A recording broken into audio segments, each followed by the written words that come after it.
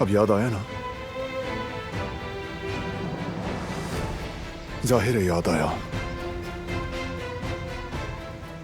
इंसान ऐसी अजियत को, ऐसी बेबसी को कभी नहीं भूल सकता, भूले भी कैसे। लेकिन मुझे क्यों नहीं बताया दिलान? तुमने क्यों छुपाया ये सब?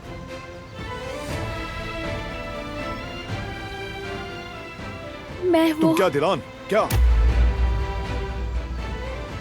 सोचा मुझे पता नहीं चलेगा? लेकिन देखो, मैं जान चुका हूं। अब सब कुछ पता है मुझे।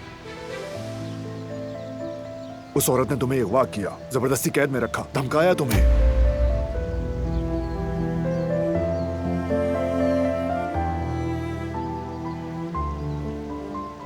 मेरी वजह से धमकाया ना?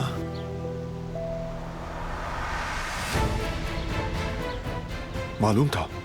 मैंने तुमसे कितनी बार पूछा, कहा कि डरो मत, बताओ मुझे।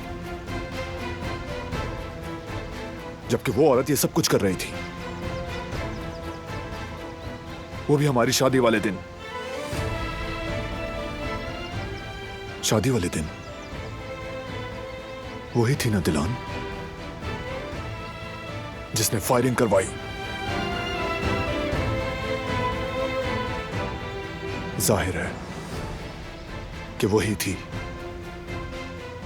अब सब कुछ समझ आ रहा है, लेकिन एक चीज समझ नहीं आई दिलान,